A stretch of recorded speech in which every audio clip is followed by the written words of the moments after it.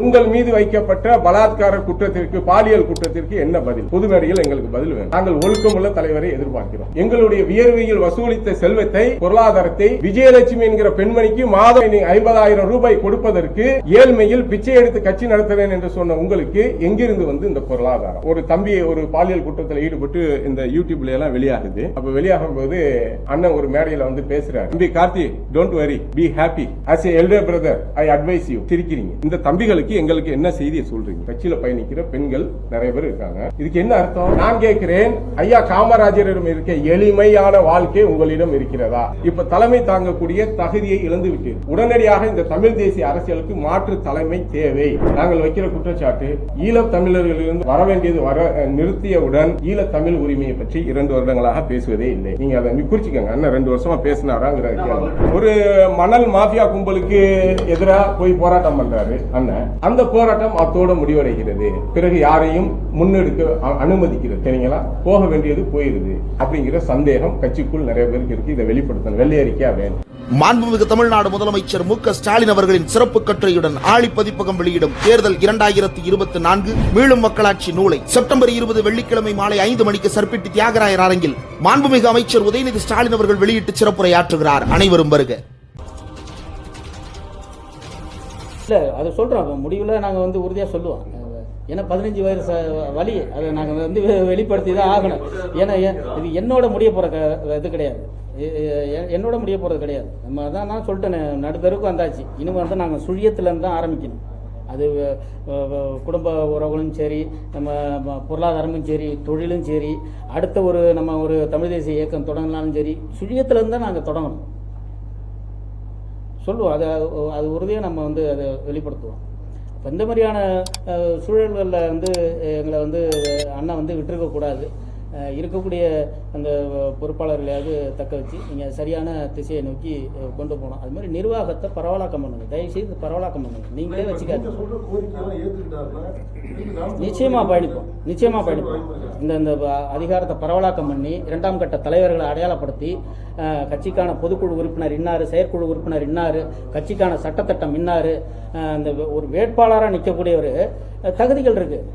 நீங்கள் தான் சொல்கிறீங்க, ஒரு காவல்துறைக்கு ஆள் எடுத்தால் இப்படிலாம் இருக்கணும், இப்போ இராணுவத்துக்கு ஆள் எடுத்தால் இப்படிலாம் இருக்கணும்னு சொல்லிடுறீங்க. இப்போ கட்சிக்கு வந்து ஒரு வேட்பாளராக தமிழ் தேசிய அரசியலுக்குள்ளே கொண்டு வர்ற நீங்கள், உங்கள் கூட 15 வருஷமாக பயணிச்சிருக்கிறோம்.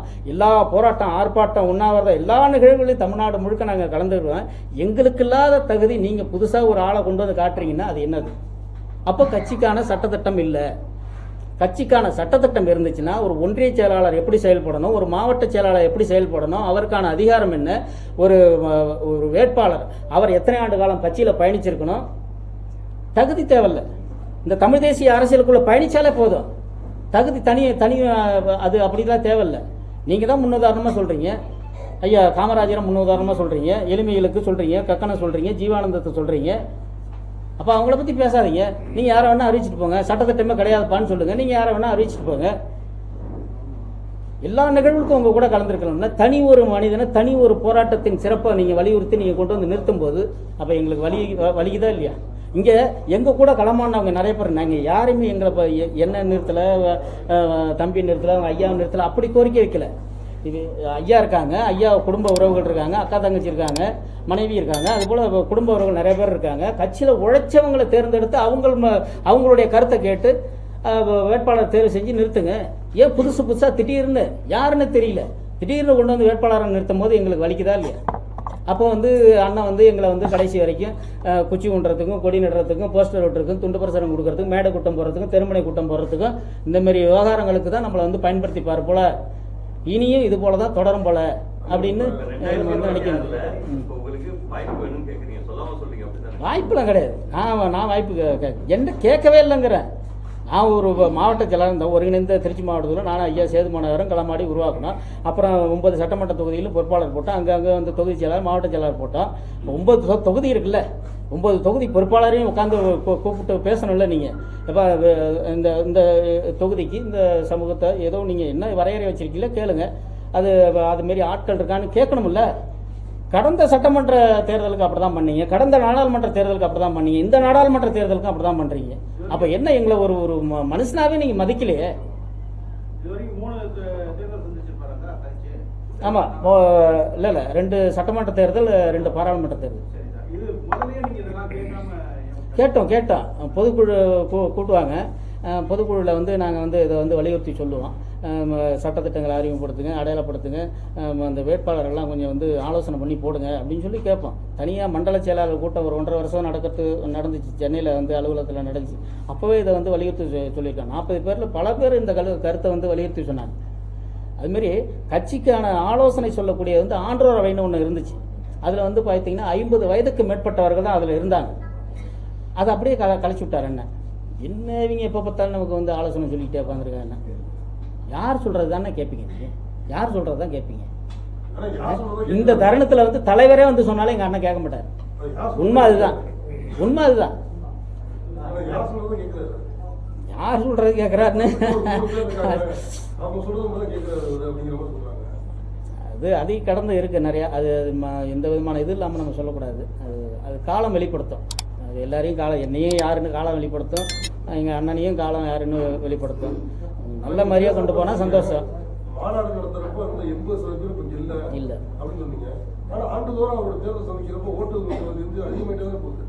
இல்லை அது வந்து மகிழ்ச்சி, வளர்ச்சிங்கிறது மகிழ்ச்சி தான். அது வீழ்ச்சி அடைஞ்சிடக்கூடாதுங்கிறது தான். ஏறுற வரைக்கும் தான் எதுவுமே. ஒரு சதவீதம் அதுலேருந்து 1% வந்து இறங்குனுச்சு அப்படின்னாக்கா கட்சிக்காரோட மனநிலை மாறும், மக்களுடைய மனநிலை மாறும், இந்த தமிழ் தேசிய அரசியல் கேள்விக்குறியாகும். அந்த நிலைக்கு போயிடக்கூடாதுன்னு தான். அதான் ஒவ்வொரு நொடி பொழுதும் ஒவ்வொரு நாளும் யோசிச்சு தானே நாங்கள் இந்த முடிவு எடுக்கிறோம். இனி அந்த சூழல் வந்துடக்கூடாது அப்படிங்கிறதுக்காக தான் நம்ம இந்த வேலை செய்கிறோம்.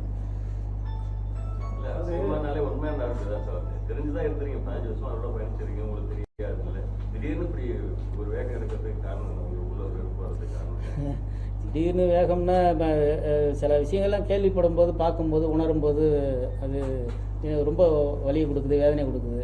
சரி, இதுக்கு மேலே நம்ம பொறுத்திருக்க முடியாது, காத்திருக்க முடியாது அப்படின்ட்டு இந்த உதாரணத்துக்கு நம்ம அந்த சின்னத்தை வந்து வீதி வீடாக கொண்டு போய் சேர்த்தோம். கரும்பு விவசாயி சின்னம் 2 தேர்தலில் மக்கள்கிட்ட அறிமுகப்படுத்தி நல்ல போய் சேர்ந்துருச்சு, ரீச் ஆகிடுச்சு. அதுக்கு தகுந்த மாதிரி நம்ம கட்சியினுடைய பொறுப்பாளர்கள் எல்லாருமே வந்து களப்போராளிகள் எல்லாருமே அதுக்கு வந்து தயாராகிட்டாங்க. அதுக்காக பனியன் அடித்து வச்சுருந்தாங்க. அந்த அந்த சிவத்தில் வர்ணம் பூசக்கூடிய அந்த ஸ்லைடுன்னு சொல்லுவாங்க, அது எல்லாமே வந்து தயார் பண்ணி வச்சுருந்தாங்க. அது இல்லைன்னொடனே அது பெரிய ஒரு மனசோர்வை உருவாக்குச்சு. அந்த சின்னத்தில் இப்போ நிறைய வாக்கு வாங்கியிருப்பாங்கன்னு நினைக்கிறேன். நீங்களே பார்த்துருப்பீங்க. அந்த விவசாய சின்னத்தில் வேறு யாரோ ஒருத்தவங்க வந்து போட்டிக்கிட்டாங்க, நிறைய வாக்குகள் வாங்கியிருப்பாங்க. அதே நீங்கள் பார்த்துருக்கலாம். அப்போ அந்தமாரி தவறான நிர்வாகங்கள் இருக்குதுல்ல. அப்புறம் இன்னொன்று பார்த்தீங்கன்னா, இப்போ 2 ஆண்டுகள் நினைக்கிறேன், தமிழகத்தில் இலங்கையில் மிகப்பெரிய ஒரு பொருளாதார சிக்கல் வந்துச்சு. மொத்த மக்களை வந்து ரொம்ப கஷ்டப்பட்டாங்க. அது எல்லாருக்குமே தெரிஞ்ச விஷயம். அப்போ அந்த தருணத்தில் வந்து இங்கே கட்சி தலைமையிலேருந்து ஒரு அறிக்கை வந்து வெளியிடுறாங்க, பொருளாதார ரீதியாக உதவி செய்யுங்க அப்படின்ட்டு. நாங்கள் இருக்கக்கூடிய ஆட்கள்லாம் எங்கள் கையிலேருந்து பையிலேருந்து போட்டு மார்க்கெட்டில் கடைகளில் வசூல் பண்ணி அரிசி மூட்டை, பருப்பு, இந்தமாரி 1 மாதம் 2 மாதம் வச்சிருந்து உபயோகப்படுத்தக்கூடிய பொருட்கள்லாம் சேமித்து வந்து திருச்சி மாவட்டத்தை சார்பாக வந்து இங்கே பெரம்பலூர், புதுக்கோட்டை, திருச்சி 3 மாவட்டத்தை சேர்த்து கிட்டத்தட்ட 50 டன் நான் வந்து லாரியில் ஏற்றி அனுப்பிவிட்டேன் தலைமை அலுவலகத்துக்கு. அதுமாரி மாநிலம் முழுக்க பார்த்தீங்கன்னா கிட்டத்தட்ட 1000 டன் அளவுக்கு அரிசி, பருப்பு, ரொட்டி இது போல் வந்து தயார் பண்ணி அனுப்பி வச்சாங்க. ஒரு பிடி அரிசி கூட அங்கே போய் சேரல, ஒரு ரொட்டி துண்டு கூட அங்கே போய் சேரல. பணமும் வசூல் பண்ணி கொடுத்தோம், அந்த பணமும் போய் சேரல. அப்போ என்ன, நீங்கள் ஏதோ ஒரு காரணம் சொல்கிறீங்க, அது வந்து நம்மக்கிட்ட வந்து வாங்கிக்க மாட்டாங்கிறான், நாம் தமிழ் கட்சிங்கிறதா வந்து வாங்கிக்க மாட்டாங்க அப்படிங்கிறீங்க. அது முன்னாடியே தெரியாதா? நீங்கள் வசூல் பண்ணும்போது, நீங்கள் அறிக்கை விடும்போது வந்து நாம் தமிழ் கட்சினா வாங்கிப்பான் அப்படின்ற தோரணையில் தான் நீங்கள் வந்து அந்த அறிக்கையை விட்டீங்களா? அது முன்னாடியே கேட்கறதில்ல. அதை ஏன் நீங்கள் செய்கிறீங்க? அரசுக்கிட்ட கொண்டு போய் கொடுங்க, அரசுக்கிட்ட கொடுத்து அரசு மூலயமா கொடுக்க சொல்லுங்க, மத்திய அரசுகிட்ட கொடுங்க, இல்லை மாநில அரசுகிட்ட கொடுங்க, அவங்க மூலயமா போய் சேரட்டும் அந்த மக்களுக்கு. என்னென்ன என்னாச்சுன்னு வாங்கினவங்கள தான் கொடுத்தது தான் நம்ம வந்து சொல்ல முடியும். வாங்கினது வச்சுருந்தவங்க என்ன செய்யணும், அவங்கள தான் கேட்கணும், நம்ம ஒன்றும் சொல்ல முடியாது. 2 மாதத்துக்கு முன்னாடி தமிழீழத்துக்கு போயிருந்தேன். இலங்கை தமிழீழத்துக்கு போயிருந்தேன். முழுக்க வந்து நான் அந்த போர் நடந்த பகுதி, அந்த தமிழர் பகுதி முழுக்க நான் வந்து சுற்றுப்பயணம் பண்ணி வந்தேன். அந்த நிலப்பரப்பு முழுக்க பார்த்தீங்கன்னா ஒரு 10 கிலோமீட்டருக்கு ஒரு இராணுவ முகாம் இருக்குது. ஒரு இராணுவ முகாம் 1000 ஏக்கர் நிலப்பரப்பில் 10 கிலோமீட்டருக்கு ஒரு முறை 1000 ஏக்கர் நிலப்பரப்பில் இராணுவம் ஆக்கிரமிப்பு பண்ணிக்குது. அதுக்கு மத்தியில் தான் செங்கல உளவுத்துறை, காவல்துறை, இவங்களுக்கு மத்தியில் தான் நம்ம மக்கள் வந்து வாழ்ந்துட்டு இருக்காங்க. மிகப்பெரிய ஒரு அடக்குமுறைக்கும் ஒடுக்குமுறைக்கும் ஆளாகி நிற்கிறாங்க. பொருளாதார ரொம்ப கஷ்டப்படுறாங்க. அதுவும் இந்த இயக்கத்தில் இருந்தவங்க வந்து கூச்சப்பட்டுக்கிட்டு வெளியிலேயே வந்து மக்கள்கிட்ட உதவி கேட்டு மக்களோட கலந்து வாழ்றதுக்கு ரொம்ப அவங்களுக்கு வந்து சிரமமாக இருக்குது அவங்களுக்கு. அதெல்லாம் நாமளே கண்டறிஞ்சு அவங்களுக்கு வந்து எவ்வளவோ அந்த 15 ஆண்டு காலத்தில் எவ்வளோ உதவி செஞ்சுருக்கலாம். அதற்கான தகுதி நமக்கு மட்டும்தான் இருந்துச்சுன்னு நான் நினைக்கிறேன். செஞ்சிருக்கலாம். எவ்வளோ பேரை நம்ம வந்து மேலே கொண்டு வந்திருக்கலாம், பொருளாதார ரீதியாக கொண்டு வந்திருக்கலாம், வீடு கட்டி கொடுத்துருக்கலாம், ஒரு கடக்கண்ணி வச்சு கொடுத்துருக்கலாம். எவ்வளோ பேர் கஷ்டப்படுறாங்க. அவங்க தலைவர் பின்னாடி நின்னதுனால அந்த சமூகத்துக்கு வெளியில் வர்றதுக்கு அவங்களுக்கு ஒரு அச்சமாக இருக்குது. நம்மளால் அடுத்தவங்களுக்கு அந்த பாதிப்பு வந்துடுமோ, உளவுத்துறை கண்காணிக்குது, அந்த மாதிரியான சிக்கல் இருக்குது. அப்போ அது வந்து நம்மளை தான் எதிர்பார்க்குறாங்க. கடைசியாக வந்து என்னை தழுவி கட்டி பிடிச்சி கண்ணீர் மல்க வழி அனுப்பி வச்சாங்க. நல்லா கட்டமைப்பு பண்ணுங்க, உங்களை தான் நம்பி நிற்கிறோன்னு சொன்னாங்க. அதை கூட நான் அண்ணனுக்கு வந்து இப்போ ஒரு பதிவு போட்டு விட்டேன். நம்மளை தான் நம்பி நிற்கிறதா சொல்கிறாங்க அப்படின்னு சொல்லி ஒரு பதிவு போட்டு விட்டேன். அது எந்த மாதிரி எடுத்துக்கிட்டாருன்னு எங்கள் அண்ணன் தெரியல. இருந்தாலும் என்னுடைய கடமையாக நான் வந்து போட்டு விட்டேன். 15 வருஷம் ஆச்சு. அந்த இப்போ இனப்படுகொலை நடந்து 15 வருஷம் ஆச்சு. ஒரு 0.1 ஏதாவது ஒரு நடவடிக்கை எடுத்திருப்போமா? நம்ம எங்கேயாவது நம்ம அது குறித்து பேசியிருப்போமா? ஒரு முன்னேற்றம், இனப்படுகொலை விசாரிக்கணும், ஒரு தீர்வு காணணும், ஏதாவது பேசியிருப்போமா? அது பேசுறதில்ல. உங்க தனி மனித பிரச்சனைகளுக்கு எங்களை கூப்பிடுறீங்க. மீனவர் பிரச்சனை 15 வருஷமா அடிச்சுட்டு இருக்காங்கல்ல. 100 படகுகள் அங்கே திருகோணமலை நீதிமன்றத்திலேயே அருகாமையில் இருக்கக்கூடிய நீதிமன்றங்கள்லேயே மாவட்டங்கள்லேயே நிற்குது. இலங்கையில் 100 படகுகள் நிற்குது. ஒரு படகும் 10 லட்சம் ரூபா, 30 லட்சம் ரூபா, 1 கோடி ரூபா மதிப்புடைய படகுகள் வந்து இலங்கை அரசாங்கம் தன்னுடைய உடைமையாக்கி வச்சிருக்கிறான். அது இந்த நாட்டின் வளம் இல்லையா, சொத்து இல்லையா, தமிழ்நாட்டினுடைய ஆதி தொழில் இல்லையா, மீன்பிடி தொழில்? ஒரு முறையாவது அதுக்காக வாங்க போராடும்னு சொல்லி தூத்துக்குடி, ராமேஸ்வரம், நாகப்பட்டினம் வாங்கன்னு சொல்லி நீங்கள் அறிக்கை விட்டுருப்பீங்களா? எங்களை கூப்பிட்டுருப்பீங்களா? நாங்கள் வரமாட்டோம்னு சொன்னோம் கடந்த காலங்களில். இந்த தமிழினத்தை அழிச்சுக்கிட்டு இருக்கிறது மது. அந்த மதுவுக்கு எதிராக போராடணும்னு சொல்லி எங்களை நீங்கள் கூப்பிட்டுருக்கீங்களா? போராட்டத்தை கூப்பிட்றீங்களா? கடந்த ஒரு ஆண்டுக்கு முன்னாடி இது சம்பந்தமாக மாநில மகளிர் பாசறை பொறுப்பாளர்கள்லாம் ஒருங்கிணைச்சு அதற்கான ஏற்பாடுகள் செஞ்சாங்க. அது என்ன காரணத்தினால சொல்ல தெரியல. அது அப்படியே தடை போட்டு போச்சு. அப்போ மக்கள் நலன் எல்லாத்தையுமே புறக்கணிச்சிட்டு வெறுமனே போய் மக்கள்கிட்ட பேசி அதனால ஒன்றாக போகிறது கிடையாது.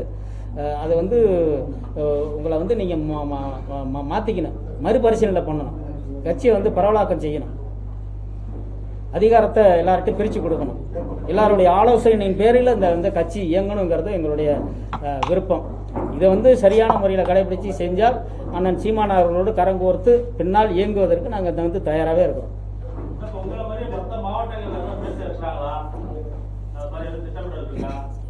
பேசுவாங்க பின்னாடி பேசுவாங்க. அவங்க எல்லாருமே வலியிலையும் வேதனையிலும் தான் இருக்கிறாங்க. அந்த வலியும் வேதனையும் அண்ணா புரிஞ்சுக்கணுங்கிறது தான் நம்மளுடைய வேண்டுகோளாக இருக்குது. சில பேர் வந்து சரி இன்னும் கொஞ்சம் பொறுத்துரு பொண்ணு கூட இருக்கிறாங்க. அந்த அரசியலில் இருந்துட்டோம் அப்படின்னு இருக்கிறாங்க, இந்த பொறுப்பில் இருந்துட்டோம் அப்படின்னு கூட சில பேர் இருக்கிறாங்க. சொந்த பந்த மத்தியில் நம்ம தொழில் ரீதியாக எல்லாருக்கும் வந்து தெரிஞ்சு போச்சு. இதுலேருந்து வெளியில் வந்தால் அசிங்கம்னு சில பேர் நினைக்கிறாங்க. அதன் அடிப்படையில் வந்து அவங்க வந்து இருக்கிறாங்க. அவங்களுடைய குரலாகவும் தான் நான் வந்து எதிரொலிக்கிறேன். பல பேர் தொடர்பு கொண்டு பேசியிருக்காங்க.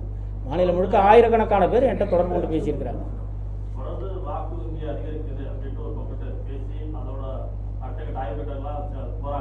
அதே நேரத்தில் தொண்டர்களை சந்திக்கிறதுக்கு வாய்ப்புலாம் வழங்குறாரா, இல்லை இதே நிலைப்பாட்டில் இருக்கா தொண்டர்கள்? இல்லை, சந்திக்கிறதில்ல. பொதுக்குழு செயற்குழுன்னு ஒன்று போடுவாங்க.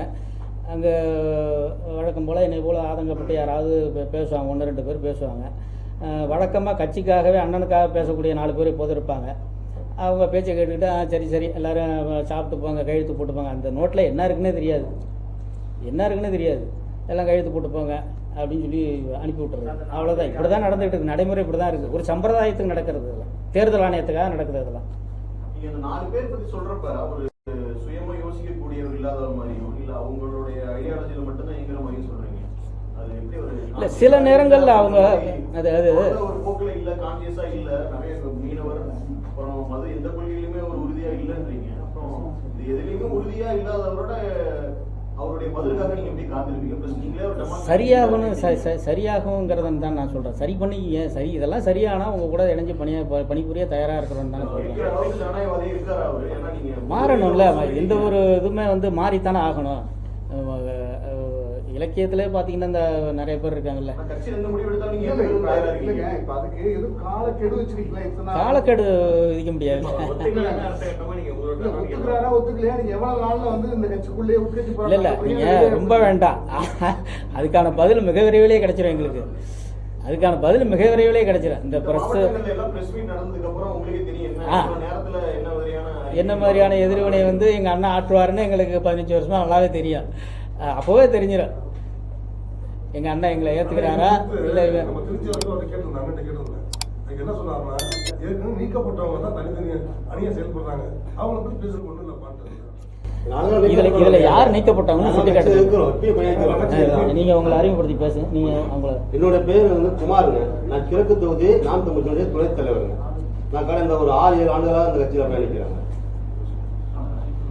இது வரைக்கும் 2 பாராளுமன்ற தேர்தல், ஒரு சட்டமன்ற தேர்தல், ஒரு உள்ளாட்சி தேர்தல் சந்திச்சிருக்காங்க. எங்களுடைய பொருளாதாரத்திலிருந்து, எங்களுடைய வேலை வாய்ப்பிலிருந்து முழு நேரமாக கட்சியில் வேலை செஞ்சுருக்கோம். இப்போ அதுக்கான அங்கீகாரத்தை நாங்கள் கேட்கல. எல்லாத்துக்குமே கொடுக்க முடியாத பொறுப்புகளும் வேட்பாளராக கொடுக்க முடியாது. ஆனால் தொடர்ந்து எங்களோட பயணிக்கிறாங்க பாருங்க, 5 வருடம் 6 வருடம் பயணிக்கிறாங்க பாருங்க. அவங்களுக்கு அந்த வேட்பாளரை நீங்கள் கொடுத்துருந்தீங்கன்னா எங்களுக்கு சந்தோஷம்.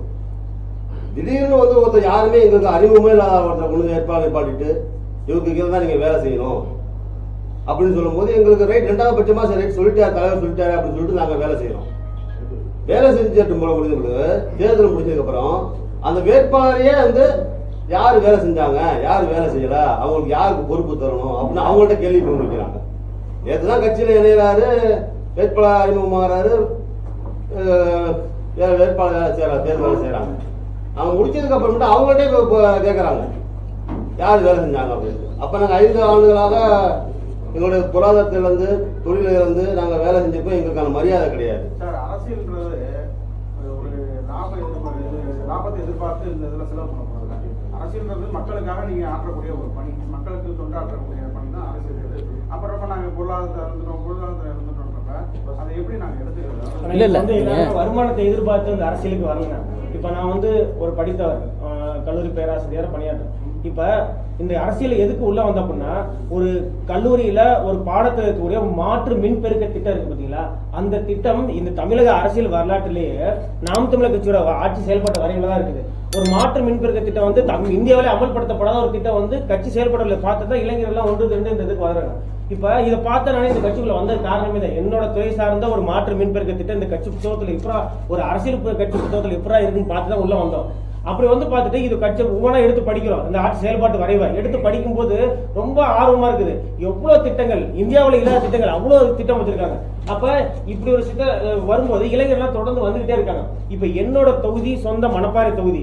மணப்பாறை தொகுதியில ஒரு வறண்ட பாலைவனம் தான். எப்படி சொல்றேன்னா, திருச்சி கரூர்ல இருந்து காவிரி ஆறு திருச்சி நோக்கி வருது. அந்த பக்கம் பூரா பசுமை நிறைந்த பகுதியா, கூகுள் வரைபடத்தை எடுத்து பாருங்க, பசுமை நிறைந்த பகுதியா இருக்கு. அந்த பக்கம் மதுரை பகுதியில வைகை, அந்த பக்கம் பசுமை நிறைந்த பகுதியா இருக்கு. இந்த மணப்பாறை பார்த்தீங்கன்னா எந்த கட்சியுமே எடுத்து பேச மாட்டாங்க. வறண்ட பாலைவனம் கூட செம்மண் பூமியா தான் காட்சி அளிக்க. அப்ப இந்த பாலைவனம் மாதிரி இருக்கிறதுக்கு ஒரே தீர்வு என்னன்னா, ஐயா காமராஜர் காலத்திலே முன்வைக்கப்பட்ட அந்த பொன்னணியாறு அணை திட்டம். அந்த திட்டத்தை என்ன பண்ணா, காவிரி உபரி நீரை வெள்ளக்காலத்துல உபரி நீரை பம்பிங் மூலமா கொண்டு வந்து பொன்னணியார் அணையை நிரப்பி, இந்த பொன்னணியார் அணையை பெருமாள் மலைக்கு செம்மலைக்கு நடுவுல வையம்பட்டிக்கு மேற்கு பகுதியில கரூர் மாவட்டத்துல தான் இருக்குது அணை. நீர்பிடிப்பு என்னமோ கரூர் மாவட்டம் தான், ஆனா பாசன வசதி திருச்சி மாவட்டத்துக்கு தான். ஆனா இந்த அணைய 1925ஆம் ஆண்டு கட்டப்பட்ட அணை இது வரைக்கும் ஒரு முறை கூட தூர்வாரப்படல. இன்றைக்கு தினத்தந்தியோட நாளிதழ், இன்னைக்கு தினத்தந்தியை நான் பாராட்டேன், இன்னைக்கு தினத்தந்தி நாளிதழ்ல 9ஆம் பக்கத்துல இது வந்திருக்கு. இது ஒவ்வொரு பத்திரிகையும் 6 மாசத்துக்கு எடுத்து போட்டுதான் இருக்காங்க. ஒரு முறை எத்தனை முறை இந்த கரூர் பாராளுமன்ற உறுப்பினர் ஐயா தம்பித்துறை அவர்கள் எத்தனை முறை இந்த அணையை தூர்வாரினது? தூர்வாரவே இல்லை. இதை எடுத்து சரி, இந்த எடப்பாடி கடந்த ஆட்சி காலத்தை முடியும் போது 40 லட்சம் ரூபாய் ஆய்வுக்கு ஒதுக்கப்பட்டு எதுக்கு, காவிரி நீரை உபரி நீரை பொன்னணியாறு பம்பிங் மூலம் நிரப்பி அங்கிருந்து எடுத்துட்டு போயிட்டு கண்ணூர் தடை நிரப்பி கண்ணூர் தடை மூலமா கிட்டத்தட்ட 2700 ஏக்கர் விளைநிலங்கள் பாசன கிட்டத்தட்ட விராலிமலை தொகுதியில கொண்டு போய் புதுக்கோட்டை மாவட்டம் கொண்டு போறாங்க. இப்ப இந்த திட்டத்தை எந்த கட்சியும் எடுத்து பண்ணாதப்ப மணப்பாறை தொகுதியில ஒரு நாம் தமிழர் கட்சி எந்த கட்சியும் இதை பத்தி பேசவே இல்லை. கிட்டத்தட்ட காவல்துறை அடக்குமுறைகளை மீறி இங்க இருக்கக்கூடிய உறவுகள்லாம் ஒன்று திரட்டி கிட்டத்தட்ட 200 பேருக்கு மேல தொடர் போராட்ட ஆர்ப்பாட்டங்கள் ஒரு 3 முறை எடுத்தோம். இதை அண்ணன் கொண்டு போய் எடுத்து பேசணும். ஆனா இந்த திட்டம் அத்திக்கடவு அவினாசி திட்டத்தை போல மணப்பாறை தொகுதிக்கு காவிரி புறநியார் கண்ணூர் தண்ணீர் இணைப்பு திட்டம் வேணும்னு இதை எடுத்து பேசணும், புறக்கணிக்கணும், பேசல. எவ்வளவு பலன் இருக்கு. அப்ப இது எவ்வளவு பெரிய விஷயம். அப்ப இதை செயல்படுத்த இது ஒரு சின்ன விஷயம். மக்கள் பிரச்சனை. கட்சியில 3 நிலை பொறுப்பாளர்கள், கொள்கை பரப்பு செயலாளர்கள், பாசறை பொறுப்பாளர்கள், கட்சி பொறுப்பாளர்கள். இப்ப ஒருத்தருக்கு அவங்க என்ன வேலை? கட்சியில மாநில மகளிர் பாசறை ஒருங்கிணைப்பாளர். எத்தனை தொகுதியில மகளிர் பாசறை ஒருங்கிணைச்சு பேசியிருப்பீங்க? மாநில இளைஞர் பாசறை ஒருங்கிணைப்பாளர் அவர் டிவியில மட்டும் தான் பேசுவார். கொள்கை பரப்பு எத்தனை தொகுதியில இளைஞர் பாசறை பொறுப்பு? நான் கடந்த 4-5 ஆண்டுகளா நாம் தமிழ் கட்சியில பயணிச்சு வர்றேன். கிட்டத்தட்ட 135 பொறுப்பாளரை மணப்பாறத்துல கட்டமைச்சு 100% நிறைவு பெற்ற பழைய கட்டம் பிடி கொடுத்தேன். இந்த இளைஞர் பாசறை பொறுப்பாளர்கிட்டையும் மகளிர் பாசறை பொறுப்பாளர்கிட்டையும் நீங்க பேசி கலந்தாய போட்டு கட்சியை வளர்த்த விதம் என்ன? இப்ப நீ இளைஞர் பாசறை மாநில உரிமை இளைஞர் பாசறை வாங்கியிருக்கல. அப்ப இளைஞர் தமிழ்நாடு முழுக்க எல்லாத்துலயும் இளைஞர் பாசறை கட்டமைக்கணும். அதை விட்டு நான் கொள்கை பரப்பு செயலாளர் வேலை செய்வேன். அப்படி கொள்கை பரப்பு செயலாளர் வாங்கிட்டு போ, இளைஞர் பாசறை பொறுப்பாளர் உள்ள வந்து வேலை செய்யணும். அப்ப இதை சுற்றுச்சூழல் பாசறையும் குருதிக்கொடை பாசறை தான் சரியா செஞ்சுட்டு இருக்காங்க. அப்ப பாசறை பொறுப்பாளர் போல கட்சி நிர்வாகத்தை பாசறை கட்டமைக்கிறதும் இந்த மாதிரி போயிட்டு கொள்கை பரப்பு மக்கள் பிரச்சனை எடுத்து மேடைதோறும் வீதி வீதியா பேசுங்க. இப்ப இந்த கொள்கை பரப்பு என்ன பண்றாங்க? கட்சி பொறுப்பாளர் தலையிட்டு நீ அவரை போடாத, இவரை போடாத, கட்சி இவர் புகைப்படத்தை போடு, அவர் புகைப்படத்தை போடு, இவரை போடாத, தொடர் அடக்குமுறை. நான் ஒரு மாவட்ட செயலர், திருச்சி தெற்கு மாவட்ட செயலர். இதை போட தொடர் அச்சுறுத்தல், தொடர் மிரட்டல். நீ இந்த படத்தை எதுக்கு போடுற? இந்த பேச்சாளர் எப்படி அங்க இருந்து இங்க கூட்டி வந்த? இந்த பகுதி மண்ணின் மக்கள் மணப்பாறத்துல ஒரு குறிப்பிட்ட பகுதி தெலுங்கின மக்கள் இருக்காங்க. அங்க தெலுங்கின மக்களுக்கு நாம் தமிழகத்தை கொண்டு போய் சேர்க்கணும்னா நாம் தமிழக கட்சியில் தெலுங்கு பேசக்கூடிய ஒரு பேச்சாளரை கூட்டி வரோம். அவரை கூட்டி இங்க வந்து பேச வைக்கிறோம். பேச வைக்க நீங்க வந்து எப்படி அவர் கூப்பிடலாம்? திருச்சியில் இருக்கிற பொறுப்பாளர் ஏன் கூப்பிடல? அப்ப இந்த தொடர் இப்போ நிர்வாக ரீதியா கட்சியை ஒருத்தர் தான் கட்சியில பொறுப்பு ஏற்றுக்க அப்படின்னா அந்த பொறுப்பின் அடிப்படையில அவர் கொடுக்கப்பட்ட வட்டத்துக்குள்ள அந்த வேலையை செஞ்சாங்கன்னா பிரச்சனை இல்லை. இது அதிகார அத்துமீறல். இந்த நிர்வாகம் சரியில்லை. அதான் அப்ப கட்சி ஒரு இலக்கு நோக்கி போற வேகம் வந்து குறையுதோ, தடைப்படுதோ, அப்ப நம்ம உழைக்கிற உழைப்பெல்லாம் விரயமாகுதோ, அந்த விரக்தியில் தான் இங்க பேசியிருக்கோம். அண்ணன் கேட்டாரு, அரசியல்ங்கிறது பொது வாழ்க்கை, வருமானத்துக்காக விட தமிழ் தேசம். நான் திமுக அதிமுக நோக்கி ஓடுறவனே எப்படிலாம் இருக்கான்?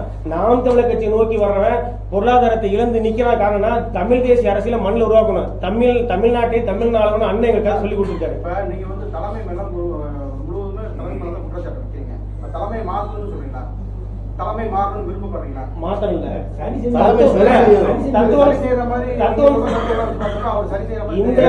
இந்த பத்திரிகை மன்றத்தில் என்ன வைக்கிறோம் அப்படின்னா இதையெல்லாம் மாத்திக்கணும். எங்க அண்ணன் வந்து நாங்க கொடுக்கிற பொருளுக்கு பொறுப்பை வந்து தூக்கினாலும் பரவாயில்ல, பொறுப்பு இந்த மாத்திரக்காக எங்க பொறுப்பை தூக்கினாலும் பரவாயில்ல என்றோ ஒரு முறை நாங்கள் இங்க வைக்கப்பட்ட கருத்து வந்து அண்ணன் எதிரொலிக்கும். அப்போ வந்து வர்ற பிள்ளைகளை அரவணைச்சு இதன் அடிப்படையில் கொண்டு போனா அவங்க கொடுத்த பொறுப்பு அடிப்படையில் எல்லா பொறுப்புகளும் வேலை செய்வீங்க. ஏன் அதிகார அத்துமீறல், தலையிடல், குறுக்கிடுதல்? அவங்களுக்கு கொடுக்கப்பட்ட பதவியை வேலை செய்வீங்க. ஒரு கொள்கை பொறுப்பு செயலர் இங்க மண்டல செயலர் தலையிட்டு நீ எதுக்கு இவரை போட்ட இவரை போட்ட அவரை போட்டு தட்டிக்கிட்டே இருந்தா எப்படி கட்டம் பழக்க முடியும்? அப்ப அவர் வேலை என்ன? மண்டல செயலரோட வேலை என்ன? அப்ப கொள்கை பொறுப்பு செயலாளர் இது ஒரு மாற்று கட்சியில ஒரு கொள்கை பொறுப்பு செயலாளர் ஒரு கட்சி பொறுப்பாளர் பற்றி தலையிட்டு பேச முடியுமா? கட்சி தலைமையில மாற்றாங்க. சுழற்சி முறையில கேட்கல. அவங்க மூத்தவங்க நிறைய பேர் இருக்காங்க. இல்ல அப்படி இல்ல. தலைமைக்கு கொண்டு வந்தா நல்லா இருக்கு. ஏன்னா அவர் வந்து என்ன சொல்லுவாருன்னா, நான் தஞ்சை மாவட்ட செயலாளரா இருந்திருக்கேன். ஓகே, கட்சிக்குள்ளார நீங்க சொல்றதுக்கு பதில் சொல்லி தஞ்சை மாவட்ட செயலாளராக இருந்திருக்கேன். மாவட்ட செயலாளராக கட்சியில் நாம் தமிழர் கட்சியில் எங்கள் மண்டலத்தில் இப்போ தமிழ்நாட்டிலேயே நாம் தமிழர் கட்சியை ரொம்ப வலுப்படுத்தின ஒரு பகுதியில் எங்கள் டெல்டா பகுதி, அண்ணன் திருச்சி உட்பட, பிரபு அண்ணன் உட்பட. இப்போ எங்கள் டெல்டா பகுதியில் மாநில ஒருங்கிணைப்பாளர்கள், மண்டல செயலாளர், மாவட்ட செயலாளர்கள், இப்போ என்ன மாதிரி இன்னொரு தெற்கு மாவட்ட, தஞ்சை தெற்கு மாவட்ட செயலாளர் தேவராஜ், மருத்துவர் சர்வத்கான் மாநில ஒருங்கிணைப்பாளர், இதை தெரிஞ்சுக்கோங்க. இவங்க எல்லாமே கட்சியில் டெல்டாவுடைய மண்டல செயலாளராக இருந்த கந்தசாமி, இவங்க எல்லாம் கடின உழைப்பால கட்சியை வந்து நாங்கள் வலுப்படுத்தியிருக்கோம். எந்த காரணமும் இல்லாமல், எந்த காரணமும் அறிவிக்காமல் கட்சியை விட்டு அவர்கள் நீக்கப்பட்டிருக்கார்கள் அல்லது புறக்கணிக்கப்பட்டிருக்கார்கள். சரிங்களா? அண்ணன் சீமான் அவர்களுக்கு நாம் தமிழர் கட்சியின் முன்னாள் மாவட்ட செயலாளர் ஜாஃபர் சாதிக் சார்பாகவும், இன்னும் கட்சியில் பயணிக்கக்கூடிய தம்பி தங்கைகளின் சார்பாகவும் ஒரு மிகப்பெரிய கோரிக்கையை நாங்கள் முன்வைக்கிறோம். அண்ணன் சீமான் அவர்கள் இதுவரை கட்சியில் இருந்து நீக்கப்பட்ட தளபதிகளின் ஒரு பட்டியலையிட்டு அவர்கள் ஏன் நீக்கப்பட்டார்கள் என்பதை வெள்ளை அறிக்கையாக எங்களுக்கு கொடுக்க வேண்டும். இதுதான் எங்களுடைய அடிப்படை கோரிக்கை. என்னுடைய இதுவரை நீக்கப்பட்ட தன்னுடைய பொருளாதாரம், தன்னுடைய வயது, காலம், உடல் நிலை எல்லாத்தையும் தன் கட்சிக்காக தியாகம் செய்த பல தளபதிகளை கட்சியில் இருந்து மருத்துவர் சர்வத் கான், டெல்டா மண்டலத்தினுடைய தளபதியாக இருந்த எங்களுடைய மரியாதைக்குரிய தளபதி இவங்க தேவராஜ், பட்டுக்கோட்டை தொகுதியுடைய தேவராஜ், திரு கந்தசாமி அவர்கள் மண்டல செயலாளர் இருந்தது. இப்ப நான் இதுபோல தஞ்சை சட்டமன்ற தொகுதியில ஆதி திராவிடர் என்று சொல்லக்கூடிய ஆதி தமிழரை சார்ந்த ஒரு வேட்பாளர், ஒரு பெண்மணி சுபா தேவி முதலாக கடந்த சட்டமன்ற தேர்தலில் நின்று 20,000 வாக்குகளை பெற்றார்கள். இப்ப அவருடைய கணவர் குடும்பத்தோட கட்சிக்காரி உழைச்சாங்க. இந்த தளபதிகள் எல்லாம் கட்சியை விட்டு நீங்க நீக்கி இருக்கீங்க, ஏன் நீக்கினீங்க என்ற வெள்ளை அறிக்கை எங்களுக்கு வேணும். குற்றச்சாட்டை வெளிப்படையாக சொல்ல வேண்டும். குற்றச்சாட்டை நீங்கள் வெளிப்படையாக சொல்லவில்லை என்றால் அவர்கள் மீது எடுத்த நடவடிக்கை தவறு என்று நீங்கள் நாம் தமிழர் கட்சி உறவுகளுக்கு முன்பால் அரசியல் மேடையில் மன்னிப்பு கேட்கணும். ஏனென்றால் அவர்களுடைய உழைப்பையும் நீங்கள் உறிஞ்சி தின்று தன்னைத்தானே வளர்த்துக் கொண்டீர்கள். நாங்கள் ஈழ படுகொலையின் பொழுது நான் ஒரு சமூகத்தை, இஸ்லாமிய சமூகத்தை சார்ந்தவனாக இருந்தாலும் நீங்கள் எங்களை சிறுபான்மை இல்லை என்று சொன்னீர்கள். நாங்கள் பெரும்பான்மை இனத்தின் ஒரு பகுதி என்று சொன்னீர்கள். பழனி பாபாவை முன்னிறுத்தினீர்கள். சர்வத்கான், மருத்துவர் சர்வத்கான் எங்கள் சமூகத்தின் ஒரு பிரதிபலிப்பாக நீங்கள் முன்னிறுத்தினீர்கள். தூயவர், எந்த குற்ற செயலுமற்றவர், அவர் இன்று கட்சியில் இருந்து புறக்கணிக்கப்பட்டு விட்டார். இது போன்று இப்ப அண்ணன் சீமான் அந்த ஈழப்படுகொலைக்கு அப்புறம் இந்த தமிழ் தேசிய அரசியலை முன்னெடுக்கும் போது அவர் பேசிய அனைத்தும் எங்களை கவர்ந்தது. சரிங்களா? அவர் பேசிய அனைத்தும் எங்களை கவர்ந்தது. திராவிட அரசியலுக்கும் ஆரிய அரசியலுக்கும் மாற்றாக தமிழ் தேசியத்தை எங்கள் முன் அவர் விதைத்தார். நாங்கள் அதை கேட்டோம். நாங்கள் படித்த இளைஞர்கள் தான், ஆய்வு செய்தோம். அவர் முன்வைத்த திட்டங்கள் அனைத்தும் சரியாக இருந்தது. பேச்சில், அறிக்கையில் அனைத்தும் சரியாக இருந்தது. திட்டம் எங்கள் சிந்தனைக்கு ஏற்றதாக இருந்தது. நாங்கள் உலக பொருளாதாரத்தை படித்தவர்கள், கல்வியற்றவர்கள் அல்ல. ஆய்வு செய்யும் பொழுது இது சாத்தியம் என்று எதிர்கட்சிகள் அது கேள்வி எழுப்பிய பொழுது மேடைதோறும் நாங்கள் முழங்கினோம், இது சாத்தியம்தான் என்று. பல நாடுகளில் இது சாத்தியமாக இருக்கு. இப்படி திராவிட அரசியலுக்கும் இந்திய தேசிய அரசியலுக்கும் எதிராக தமிழ் தேசிய அரசியலை முன்வைத்த நீங்கள் இப்பொழுது நாங்கள் வைக்கும் ஒரு கோரிக்கை தான், அந்த திராவிட அரசியலில் இல்லாத தவறுகள் உங்களிடம் நம்மிடம் எது இல்லை? நான் கேட்பதெல்லாம் அரசியலில் ஆபாச பேச்சு இல்லையா? எழுதிக் கொள்ளுங்கள் உறவுகளே. அரசியலில் மேடைகளில் ஆபாச பேச்சு இல்லையா? திராவிட அரசியலில் இருக்கிறது, மற்ற ஆரிய அரசியலில் இருக்கிறது. அதில் இல்லாத ஒழுக்கம் இங்க இருக்கணும். எங்களுக்கு 4-5 தலைவர்களை முன்னிறுத்தி அரசியல் பேசினீர்கள். யாரை நிறுத்தீர்கள்? மேதகு பிரபாகரனை முன்னிறுத்தி பேசினீர்கள். ஐயா காமராஜரை முன்னிறுத்தி பேசினீர்கள். ஐயா கக்கனை முன்னிறுத்தி பேசினீர்கள். ஐயா பழனி பாபாவை முன்னிறுத்தி பேசினீர்கள். ஐயா முத்துலிங்க தேவர் அவர்களை முன்னிறுத்தி பேசினீர்கள். இவர்களெல்லாம் ஒழுக்கத்தை எங்களுக்கு முன்னிறுத்தி பேசும் பொழுது எங்களுக்கு நீங்கள் ஒரு இன்ஸ்பிரேஷனாக இருந்தீர்கள். உங்களை பார்க்கும் பொழுது எங்களுக்கு அழகாக தோன்றியது. காலம் கடந்து வர வர வர வர உங்களுடைய சுயரூபம் வெளியே தெரிகிறது. நீங்க பல பேர் கேட்கறீங்க, இதையா முன்னாடியா பேசல, ஏன் இப்ப பேசுறீங்க? உடனே எப்படி புரிஞ்சுக்கிற முடியும்? மனிதன் ஒரு தொலைவுல இருக்காரு, எப்படி மனதில் உள்ளது தெரிஞ்சுக்கிற முடியும்? இப்பதான் எங்களுக்கு தெரியுது. நான் கேட்கிறேன், ஐயா காமராஜரிடம் இருக்க எளிமையான வாழ்க்கை உங்களிடம் இருக்கிறதா? ஐயா காமராஜரிடம், கக்கனிடம் இருந்த எளிமையான வாழ்க்கை இருக்கு இல்ல? நான் முடிச்சிடுறேன். எளிமையான வாழ்க்கை இருக்கிறதா? உங்களிடம் இப்ப தலைமை தாங்கக்கூடிய தகுதியை இழந்து விட்டீர்கள். உடனடியாக இந்த தமிழ் தேசிய அரசியலுக்கு மாற்று தலைமை தேவை. நான் கேட்கிறேன், பெண்ணியத்திற்கு 50% இடஒதுக்கீடு தேர்தலிலே வாக்காளர் நம்மளுடைய தேர்தல் பட்டியலில் 50% 50% கொடுக்கிறீங்க. பெண்ணியத்தை நான் மதிக்கிறேங்கிறீங்க. உங்கள் மீது வைக்கப்பட்ட பலாத்கார குற்றத்திற்கு, பாலியல் குற்றத்திற்கு என்ன பதில்? பொது மேடையில் எங்களுக்கு பதில் வேணும். நாங்கள் ஒழுக்கமுள்ள தலைவரை எதிர்பார்க்கிறோம். நாங்கள் சவால் விடுகிறோம். நாம் தமிழர் கட்சிக்கு உள்கட்சிக்குள்ளேயே நாங்கள் சவால் விடுகிறோம். இதுவரை நீங்கள் நீக்கப்பட்ட தளபதிகளை ஒரு பாலியல் குற்றச்சாட்டை முன்வைங்க, ஒரு ஊழல் குற்றச்சாட்டை எங்கள் மீது முன்வைங்க. நாங்கள் வைக்கிறோம். எங்களுடைய வியர்வையில் வசூலித்த செல்வத்தை, பொருளாதாரத்தை விஜயலட்சுமி என்கிற பெண்மணிக்கு மாதம் 50,000 ரூபாய் கொடுப்பதற்கு ஏழ்மையில் பிச்சை எடுத்து கட்சி நடத்துறேன் என்று சொன்ன உங்களுக்கு எங்கிருந்து வந்து இந்த பொருளாதாரம்? எங்கிருந்து வந்தது இந்த பொருளாதாரம்? முக்கியமா இவங்க அண்ணன் மேல நாங்க அந்த தலைமையேற்ற அந்த பாலியல் குற்றச்சாட்டு, பொருளாதார குற்றச்சாட்டு, இதெல்லாம் நீங்கள் வந்து இத்தனை குற்றங்களை ஒரு தம்பி ஒரு பாலியல் குற்றத்தில் ஈடுபட்டு இந்த யூடியூப்ல எல்லாம் வெளியாகுது. அப்ப வெளியாகும் போது அண்ணன் ஒரு மேடையில வந்து பேசுறாரு, கார்த்திங்கிற தம்பி ஏன்னா மேடையில வந்து பேசும்போது அந்த செய்தியை சரியா தவிர உண்மையை விசாரிச்சுதான் அதுக்கப்புறம் சொல்லணும். மேடையில் என்ன சொல்றீங்க நீங்க? மேடையில் சொல்லும்போது தம்பி Karthi, don't worry, be happy, as a elder brother I advise you. சிரிக்கிறீங்க. இந்த தம்பிகளுக்கு எங்களுக்கு என்ன செய்தியை சொல்றீங்க? கட்சியில பயணிக்கிற பெண்கள் நிறைய பேர் இருக்காங்க. இதுக்கு என்ன அர்த்தம்? Don't worry, be happy. உன் மீது பாலியல் குற்றச்சாட்டு வந்திருக்கு, சரியா தவறா நீ வந்து அதை உறுதிப்படுத்தணும். அதான ஒரு தலைமை பண்பு. நீங்க எப்படி சொல்றது? மற்ற இளைஞர்களை என்கரேஜ் பண்ற மாதிரி சுபாதேவிங்கிற பெண்மணி தஞ்சை தொகுதியில நிக்கிறாங்க. அவங்க ஒரு சூழ்நிலையில வெளியே வர்றாங்க. அந்த கட்சியுடைய எங்க கட்சியுடைய நாம் தமிழர் கட்சியில இருந்தவங்க ரொம்ப அசிங்கமா விமர்சிச்சு முகநூல்ல எல்லாத்தையும் பச்சை பச்சையா இருக்குது அந்த பெண்மணி. இந்த சகோதரி இதை ஸ்கிரீன்ஷாட் எடுத்து அண்ணனுக்கு அனுப்புது. அண்ணனுக்கு இந்த குற்றச்சாட்டை வச்சு அனுப்புது. முன்னாள் சட்டமன்ற வேட்பாளர் 20,000 வாக்குகளை பெற்ற பெண்மணி. அந்த பெண்மணியுடைய அந்த குற்றச்சாட்டுக்கு எந்த பதிலும் கொடுக்கல. அண்ணன் ஒரு 15 நாளைக்கு முன்னாடி தஞ்சாவூர் வரும்போது யார் எழுதினாரோ அந்த பெண்மணியை பத்தி அவரோட செல்ஃபி எடுத்து வருது. நல்லா கேட்டுக்கோங்க, அந்த பெண்மணியோட செல்ஃபி எடுத்து வருது. இப்ப நீங்க இதுக்கு என்ன நாங்க எப்படி புரிஞ்சுக்கிறது? பெண்ணியம் சமத்துவம் கொடுக்கிறோம், பாலியல் சமத்துவம் கொடுக்கிறோம்னு சொல்றீங்களே, அவங்களை இழிவுபடுத்தாம இருக்கிறோமா? நாங்க 2 குற்றச்சாட்டை மெயினா வைக்கிறோங்க.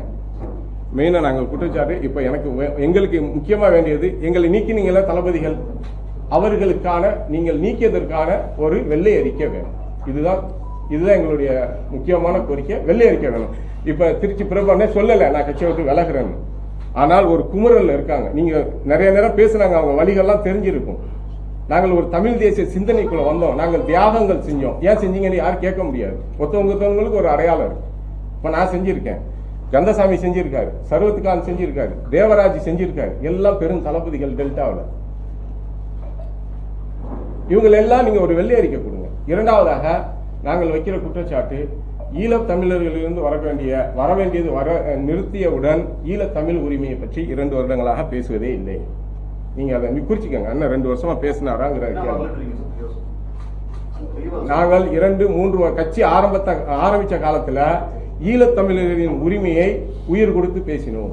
ஒன்று விடாமல் பேசினோம். கடந்த 2-3 வருடங்களாக அதை பற்றி பேசுவதே இல்லை. அது அண்ணன் தான் சொல்லணும். நாங்க சந்தேகம் தான் பட முடியும். ஆதாரத்தை பேப்பரோட கொடுக்க முடியும். அவங்கள்ட்ட இருந்து வர வேண்டியது வரல. வேற என்ன அரசியல்? அதுதானே இப்ப பெரும்பாலும் சகஜமாயி போச்சு. 3வது நாங்க வைக்கிற குற்றச்சாட்டு, கன்னியாகுமரியில போய் மலையை வெட்டி கேரளாவுக்கு அள்ளுதுன்னு வைக்கிறாங்க, சொல்றாங்க. எப்படி கேரளாவுக்கு மலையை வெட்டி அள்ளுறாங்க? அண்ணன் போராட்டத்துக்கு போறாரு. ஒரு மணல் மாஃபியா கும்பலுக்கு எதிராக போய் போராட்டம் பண்றாரு அண்ணன். அந்த போராட்டம் அத்தோட முடிவடைகிறது. பிறகு யாரையும் முன்னெடுக்க அனுமதிக்கிறது இல்லை. சரிங்களா? போக வேண்டியது போயிருது அப்படிங்கிற சந்தேகம் கட்சிக்குள் நிறைய பேருக்கு இருக்கு. இதை வெளிப்படுத்தணும். வெள்ளை அறிக்கையா வேணும். இது வெள்ளை அறிக்கையா வேணும். சந்திப்பினுடைய நோக்கம் என்ன? கட்சியிலிருந்து நீங்கள் விலகுவதா? இல்ல சொன்ன குற்றச்சாட்டுலாம் சரி செஞ்சுக்கணுங்கிறதா. கட்சியை சரி பண்ணி, ஏன்னா இப்போ எங்களோட முடிய போகிற விஷயம் கிடையாது. எங்களை போல் ஆயிரக்கணக்கான பேர் மாநிலம் முழுக்க பயணிக்கிறாங்க. வெளிநாட்டில் புலம்பெயர்ந்த தமிழர்கள் அங்கிருந்து செந்தமிழர் பாசறைங்கிறத கட்டமைப்பு பண்ணி தமிழர் நலனுக்காக இருக்காங்க. எடுத்தங்கவுத்தானே அப்படி நம்ம செஞ்சிட முடியாது. நீங்கள் சொன்ன குற்றச்சாட்டுகள்லாம் இப்படி நடந்திருக்குதான்னு விசாரணை போடுங்க. விசாரித்து அதன்படி நடவடிக்கைகளை மாற்றிக்கிங்க. தமிழ் தேசிய அரசியல்னா அதுக்கான வரையறை கொடுத்துருக்கீங்க. இது மற்றும் ஒரு கட்சி எல்லாம் மாற்று அரசியல் புரட்சின்னு கொடுத்துருக்கீங்க. அதை நோக்கி போங்கன்னு தான் வாய்ப்பு எவ்வளவு நாள் நீடிக்கும்? 1 மாசமா, 1 வருஷமா, 6 மாசமா? இல்ல 1 வருஷமா எடுத்துக்கிட்டோம். அதனால 15 வருஷம் காத்திருந்தோம், எடுத்துக்கிட்டோம். அதனால கண்டிப்பா எங்கள் மீது நடவடிக்கை அண்ணனே எடுப்பாரு. இது எங்களுக்கு தெரியும். நீங்க கேட்கிற கேள்விக்குள்ள சரிங்களா, அண்ணனே எடுப்பாரு. அதை பத்தி இருங்கள. எங்களுடைய இன்னும் நிறைய இருக்கு குமுறல்கள்லாம். எல்லாருக்கும் நன்றி.